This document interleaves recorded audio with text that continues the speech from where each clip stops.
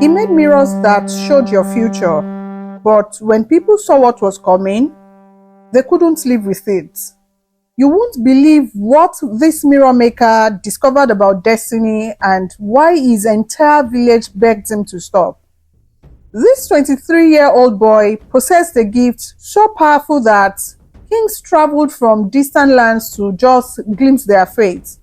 But what happened next will shock you to your core. This story will change how you see your own reflection forever. In the ancient kingdom of Nri, where the Harmattan winds carried whispers of the ancestors and the red earth held secrets older than memory, lived a young man named Chinedu. At just 23, his hands could craft mirrors unlike any the world had ever seen. Not ordinary mirrors that showed your face, but sacred mirrors that revealed your future. His workshop sat at the edge of Umuna village, a small hut filled with polished bronze, silver fragments, and strange oils that shimmered like liquid moonlight. The walls were lined with mirrors of every size, some no bigger than a palm, others tall enough to reflect a full-grown man. But these weren't decorative pieces. Each mirror was a window into tomorrow. Chinedu had discovered these gifts by accident 3 years earlier while learning the traditional art of bronze casting from his grandfather. He had mixed the metals differently, adding tears from a weeping tree, sand from a sacred shrine, and water blessed under a blood moon. The first mirror he created showed him his own death. What spread like wildfire across the 7 villages? A mirror maker who could show you your destiny. At first, people came out of curiosity. Farmers wanting to know if their crops would survive the dry season.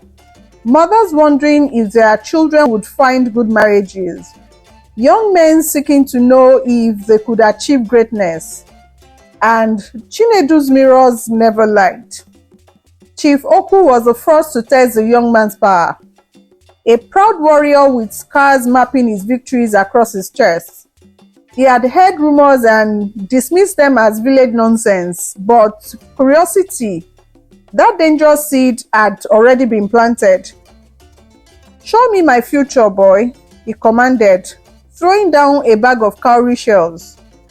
"But know that if you try to deceive me, your head will decorate my compound wall." Chinedu said nothing. He simply brought out a medium-sized mirror. Its surface like liquid silver. The bronze frame was carved with symbols that seemed to move in the lamplight. "Look into it for exactly 7 heartbeats," Chinedu whispered. "No more, no less.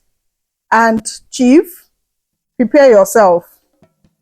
Chief Okwu leaned forward, his weathered face approaching the mirror's surface. For 7 heartbeats, he stared. Then he stumbled backward, his face drained of all color, his hands trembling like leaves in a mirror.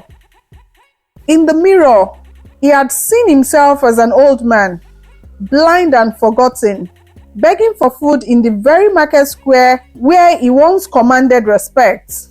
His wives had left him. His children refused to speak his name.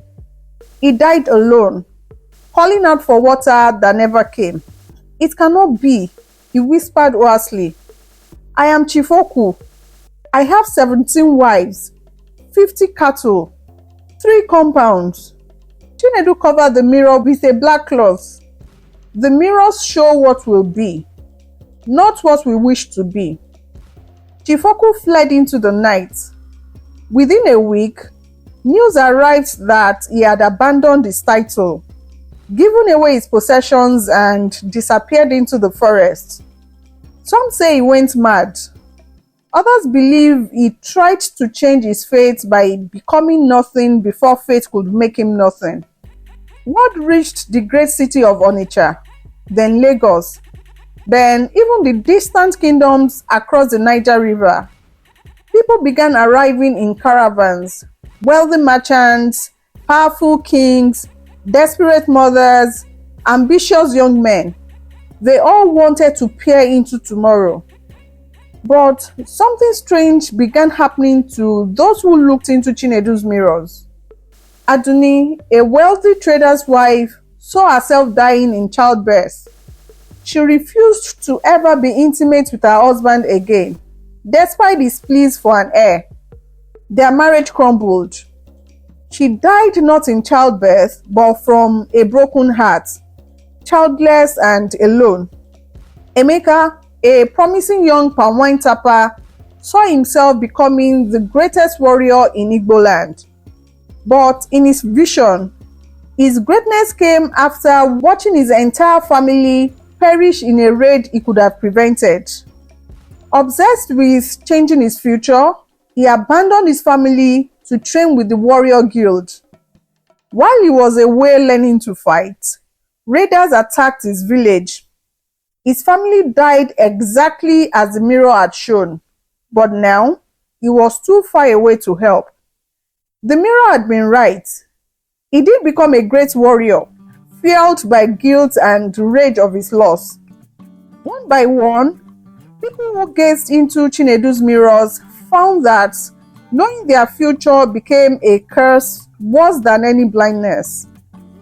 They couldn't live normally anymore. Every choice became an attempt to escape or fulfill what they had seen. They twisted themselves into knots trying to avoid destiny, only to walk directly into it. The village elders began to whisper. The priest started visiting Chinedu's hut. Something was wrong with these gifts. Knowledge of the future wasn't meant for human eyes. Then came Nkechi, 20 years old, with skin like polished ebony and eyes that held starlight. She was different from the others who sought Chinedu's mirrors. She wasn't wealthy or powerful or desperate. She was simply curious. Nkechi had been born with a gift of her own. She could see people's deepest fears just by touching them. It was why she lived alone at the edge of the village, tending a small garden and speaking only to the wind. People feared her touch almost as much as they feared Chinedu's mirrors. But Nkechi had heard the stories. She had watched the parade of broken souls leaving Chinedu's workshop. She had seen Chief Okwu's empty compounds, witnessed Adunni's slow death, heard Emeka's midnight screams as he trained alone in the forest. And she wondered, what future could be so terrible that knowing it would destroy a person's present? Unlike the others, Nkechi stormed into Chinedu's workshop with demands and gold. She came quietly at dusk, when the workshop was closed and Chinedu sat alone among his mirrors, his face reflecting infinitely in their surfaces.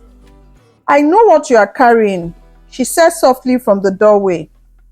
Chinedu looked up, startled. In 3 years, no one had ever approached him with gentleness. What do you mean? The weight of everyone's tomorrow. I can see it in your eyes. The way you look at people now, not as they are, but as they will become. It is killing you, isn't it? Chinedu's hands trembled. No one had ever understood. Every day, he whispered.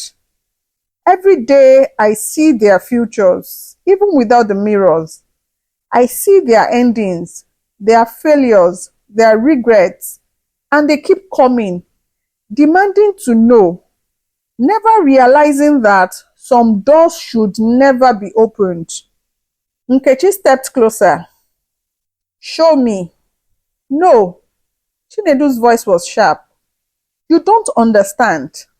The mirrors don't just show the future, they bind you to it. Once you see your path, you cannot unsee it. You cannot unlive it. You become a prisoner to your own destiny. And what if someone could handle that knowledge? No one can. I've learned that much. Nkechi smiled sadly. What if someone already lived as a prisoner? What if someone already carried the weight of knowing things others shouldn't know? For the first time in 3 years, Chinedu truly looked at the person standing before him.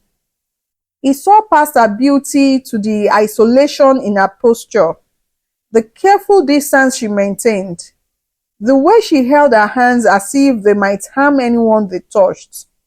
You have a gift too, he realized. A curse, like yours. I touch people and see their deepest fears, their secret shames, their hidden pain. Do you know what it's like to comfort a crying child and accidentally see that they fear their own father? To shake a man's hand and witness the nightmares that wake him screaming? Chinedu understood. They were both carriers of unwanted knowledge, both isolated by abilities that helped no one and cursed everyone. But you still want to see your future, he said. I want to see if there is an end to this loneliness.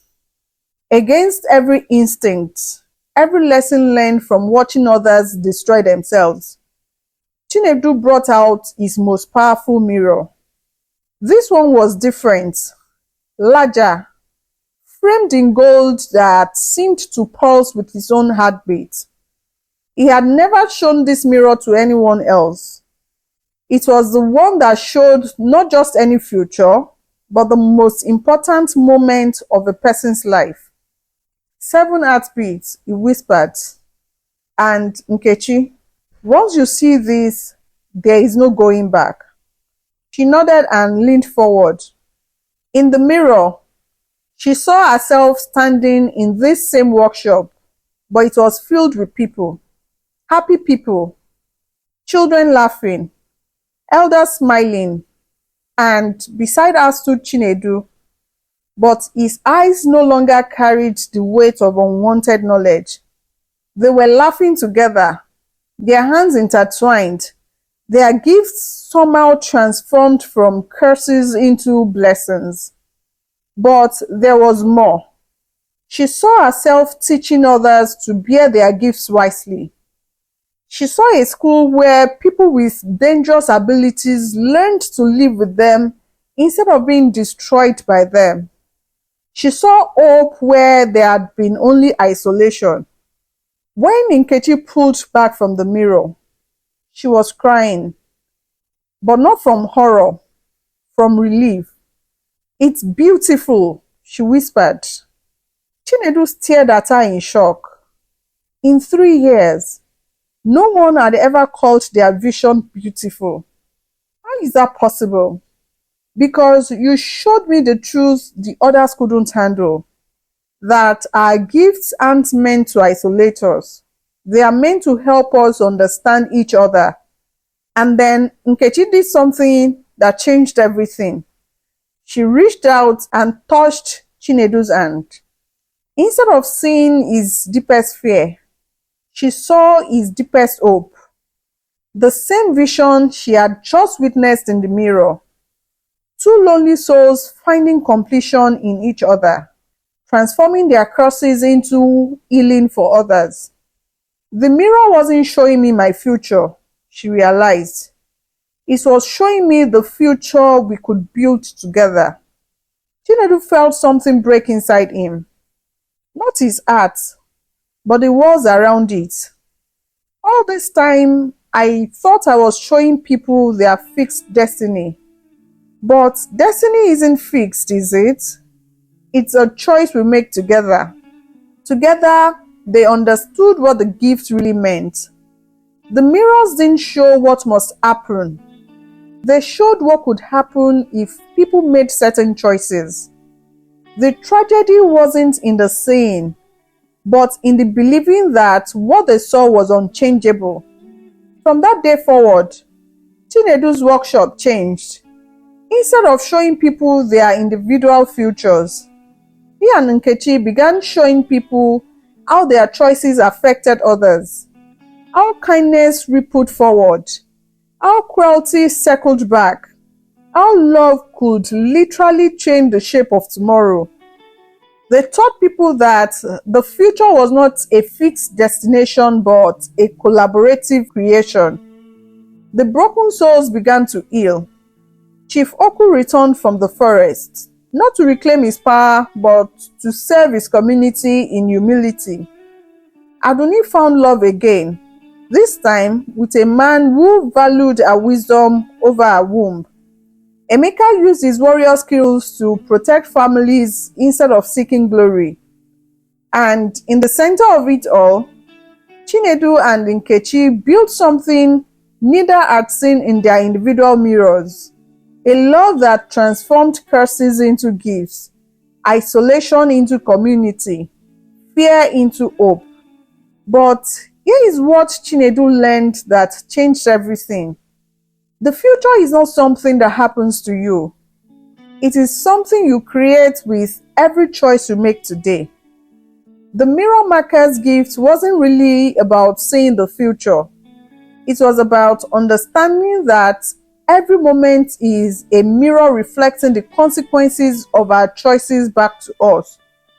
Today, right now, you are looking into your own mirror. What future are you creating? What choices are you making that will echo into tomorrow? The mirror doesn't lie, but it also doesn't limit. Your reflection is not your prison. It is your possibility. Choose wisely. The future is watching.